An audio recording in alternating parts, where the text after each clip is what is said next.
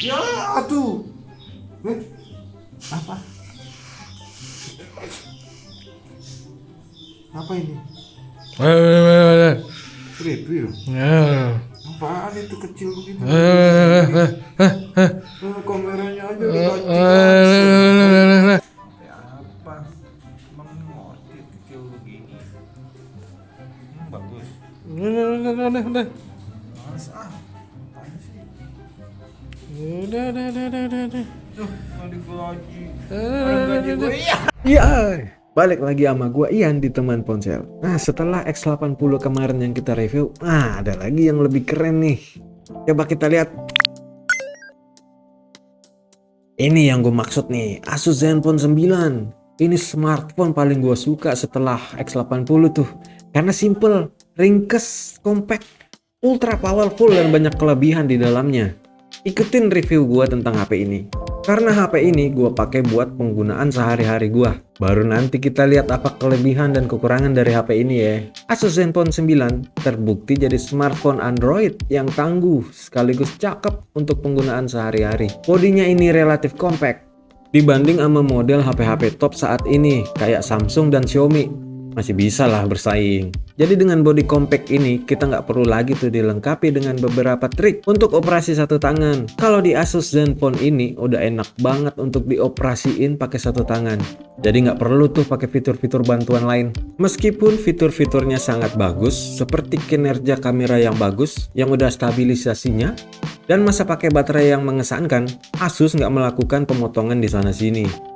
Cuman ya, emang masih ada kekurangan pertama dan terpenting.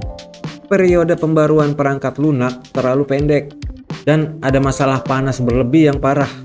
Untuk desain dan layarnya, desain yang minimalis ini semakin ciamik dengan pilihan warna black, blue, red, dan silver. Unit yang gue pegang ini yang warna putihnya, desain yang minimal ini otomatis berpengaruh sama ukuran layarnya nih. Zenfone 9 itu memiliki layar Super AMOLED berukuran 5,8 inci. Zenfone 9 jelas jadi smartphone Android yang ringkes. Meskipun faktor bentuknya itu lebih kecil, Asus nggak pelit-pelit amat untuk tampilannya nih. Gue bisa dapetin kecepatan refresh rate 120Hz, dukungan HDR, dan resolusi 1080x2400 pixel. Cuma kalau kita lihat, layar depannya itu masih ada tersisa di bagian bawah nih. Masih tebel hitamnya tuh. Jadi nggak begitu tipis. Hal yang sama berlaku untuk bagian belakang yang tidak biasa dan detail yang bagus seperti adanya speaker stereo yang berada di bawah dan atas. Kedua speaker ini didukung oleh AMP Qualcomm X-Stick WSA8835 sehingga bisa menghasilkan kualitas suara yang bagus. Kualitas suara juga sama bagusnya ketika gua pakai jack headphone untuk dengerin lagu atau video melalui smartphone ini.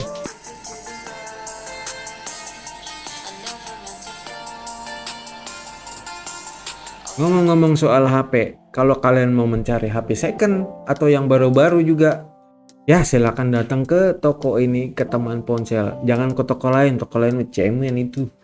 Ini aja, oke?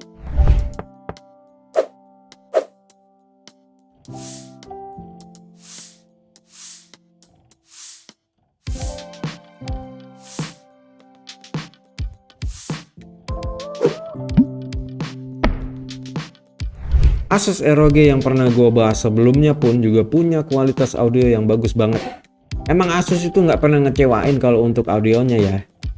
Dengan bobot 169 gram, bodi menggunakan bahan polimer dengan frame dari aluminium dan terlindungi oleh Corning Gorilla Glass Victus. Hal ini menjadi kelebihan tersendiri karena Zenfone 9 lebih nyaman dibawa kemana-mana karena ukurannya yang kecil dan ringan. Jadi menurut gua, yang gua suka dari HP ini di bagian bodi dan layarnya itu satu, berguna banget dan mudah digunakan. Yang kedua tuh layarnya cakep banget. Di bawah teriknya cahaya matahari pun bagus. Nah, case HP-nya cakep, udah termasuk di paket penjualannya ternyata. Tapi yang gua nggak suka di part ini, bagian belakangnya cepat kotor, cepet banget. Tombol powernya juga terlalu ke bawah. Cuma itu sih masalah selera sebenarnya. Performanya, Zenfone 9 dilengkapi dengan SoC Android paling kuat saat diluncurkan. Qualcomm Snapdragon 8 Plus Gen 1 dengan RAM LPDDR5 hingga 16 GB dan maksimum 256 GB. UFS 3,1 ROM, standar penyimpanan sesuai dengan tuntutan chipset. Untuk nirkabel, konektivitas Wi-Fi 6E serta Bluetooth 5,2 sudah terpasang. Teknologi Snapdragon 8 Plus Gen 1 mampu menangkap rekaman HDR sampai 8K, bokeh engine untuk video, sensor kamera hingga 200 megapiksel, modem X65 5G berkualitas tinggi, dan keamanan perangkat bawaan dari Qualcomm Secure itu sendiri. Pas kita benchmark HP ini di Antutu 9, itu hasilnya kayak gini nih. Gede banget kan? Berarti kuat banget nih. Itu artinya kalian dapat mengatur semua game-game HP ke pengaturan grafis paling maksimum tanpa ragu-ragu. Game berat macam Genshin, pemen. Dan kalian nggak ada lagi tuh yang namanya nungguin HP loading lagi seharian kalau pakai HP ini mah. Yang tambah menarik lagi, kita bisa disuguhin animasi yang cepat karena layarnya tuh 120 Hz. Ini membuat Zenfone 9 sangat cepat dan tajam, seperti kita finger snapping. Cuma dibalik performanya yang godlike, Asus Zenfone 9 ini tuh punya kekurangan di daya tahan panasnya. Karena ukurannya yang terbilang kecil juga sih, jadi wajar aja kata gue sih casingnya menjadi sangat panas. Kalau mainin game yang tergolong lama sih, tapi suhunya itu bisa naik ke 53 derajat Celcius. Yang berpotensi itu berbahaya dalam prosesnya. Jadi menurut gua performa dari HP ini itu seperti Hercules, kuat banget dia. Tapi sebenarnya dia itu Acarus. Gimana nih yang bikin skripnya? Nah, dari performanya yang bisa kita simpulin itu dari HP ini, satu itu performanya sangat-sangat tinggi. Dua, performanya itu smooth dan pokoknya halus. Tiga, punya speaker stereo yang sangat bagus. Nah, yang gua nggak suka tapi tuh satu nih, panasnya minta ampun, nggak ada memori eksternal. OS dan fiturnya, Asus melengkapi Zenfone 9-nya ini pakai Android 12 langsung dengan beberapa penyesuaian lain sih pastinya. Jadi nggak hanya elegan dan terintegrasi dengan baik ke dalam OS-nya. Fitur-fiturnya juga sangat berguna. Misalnya nih, kalian bisa mengaktifkan center dengan mengetuk bagian belakang itu 2 kali. Terus ada lagi nih, kalian bisa menggesek bilah notifikasi ke bawah menggunakan tombol powernya. Satu lagi yang gue suka ini, skin Androidnya yang dijuluki Zen UI. Nah, itu tadi hal-hal yang menurut gue mengesankan banget buat OS-nya. Tapi ada aja nih yang kurang mengesankan, atau terlebih tepatnya itu bencana. Apa sih bencananya? Ya, kira-kira itu update softwarenya atau pemeliharaan sistem Asus.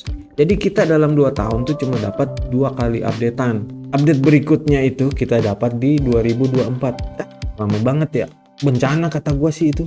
Padahal pabrikan sebelah nawarin jaminan pembaruan yang jauh lebih lama. Nah, disinilah Asus itu mencetak poin minus yang besar. Untuk baterainya yang ada di kapasitas 4300 mAh dengan fast charging 30 watt, emang nggak gede-gede banget. Cuma kan sekali lagi ukuran HP-nya yang emang compact. Tapi HP ini sanggup kok buat tahan sampai 2 hari. Gila nggak tuh? Dengan pemakaian sewajarnya pastinya.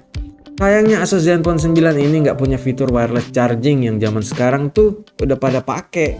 Ya nggak masalah juga sih sebenarnya, karena Asus tuh nyediain charger adaptor kok di kotak pembeliannya. Seperti merek-merek lain yang nggak sediain adaptor charger di paket penjualannya. Penilaian gua nih dari segi baterainya. Satu tuh secara mengejutkan baterainya tuh awet. Dua, masih disediain tuh power adaptor. Terus yang gua nggak suka di part ini tapi satu, nggak punya fitur wireless charging. Dua, pengisian cepat 30 watt yang ternyata nggak cepat-cepat amat. Sekarang di kameranya, kalau kita lihat di bagian belakang HP-nya ini tuh mencolok banget bagian kameranya yang ada 2 dan gede ukurannya tuh. Yang pertama tuh ada kamera 50 megapiksel dan 12 megapiksel untuk kamera ultrawide-nya. Jadi sulit untuk dilewati nih 2 kamera ini di bagian belakang Zenfone 9 ini. Oke, untuk kameranya yang pertama tuh dilengkapi dengan sensor Sony IMX766 yang udah dikenal, yang juga digunakan di Nothing Phone 1 atau Oppo Find X5 Pro. Cuma Asus mengandalkan stabilizer atau gimbal 6 sumbu yang mungkin kalian kenal dari model HP Vivo tertentu. Jadinya ya sulit dipercaya kalau Asus tuh bisa ngebuat HP kamera yang bagus untuk kamera depan Zenfone 9 yang udah nggak disebut sebagai ponsel selfie terbaik. Cuma hasil jepretan kamera utamanya itu tetap solid. Stabilisasi gimbal berdasarkan 6 sumbu tadi bisa mastiin perekaman video yang sangat halus serta gambar yang lebih baik dan bebas blur. Kalian bisa cek nih di video ini nih.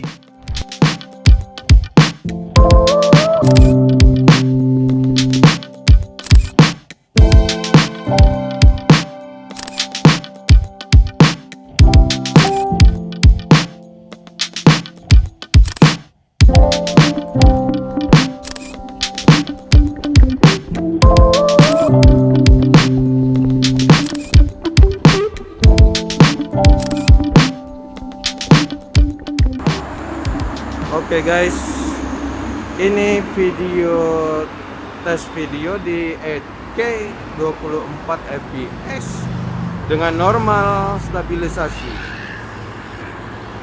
Lumayan nih, 8K gila, kecil-kecil cabai rawit juga. Stabilisasinya lumayan lah, oke lah. Ini gua jalan ya, belum lari. Coba kalau lari ya. Ini lari gua nih. Ih, mantap. Oke guys. Nah, ini di kamera depan 4K. Gimana, mantap kan? Coba lihat tuh. Normal stabilisasi juga ini ya. Coba kalau lari.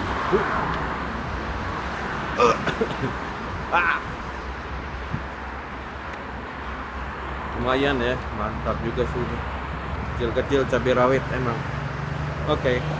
Sekedar untuk preferensi dari gua nih, kalau kita lihat bidikan foto, terkadang terlalu banyak diproses oleh software. Padahal gue pengen tuh melihat banyak opsi di aplikasi, kameranya yang lebih sporadis lagi di Zenfone nih. Cuma kalian bisa ngambil gambar RAW di dalam mode Pro dan bisa edit di PC sesudahnya. Kamera ultra wide angle memiliki resolusi hanya 12 megapiksel, tapi juga menawarkan fokus otomatis kok dan menjadi kamera makro darurat. Kameranya itu memiliki beberapa fitur, yang salah satunya itu fitur fokus otomatis atau autofocus. Fitur ini membantu user mendapatkan hasil foto yang maksimal. Selain itu, kamera Zenfone 9 juga dinilai mampu melakukan perekaman video secara stabil berkat teknologi gimbal OIS di smartphone. Untuk resolusi videonya paling tinggi itu bisa sampai 8K 24 fps. Secara keseluruhan, Zenfone 9 mengejutkan dengan kualitas gambar yang baik, serta konsisten dan USP (Unique Selling Proposition) nyata berkat gimbal meskipun kamera ganda. Penilaian gua dari segi fotonya, satu tuh ya, hasil gambar bagus dari kamera utama dan ultra wide angle. 2, kamera gimbal itu lebih berguna. 3, video hingga 8K pada 24 frame per detik. Terus yang gue nggak suka di part ini, satu tuh aplikasi kamera agak sederhana. 2, nggak ada lensa telefotonya. Nah, kesimpulan gue, pada dasarnya kesimpulan yang sama dapat ditarik untuk Zenfone 9 seperti pendahulunya.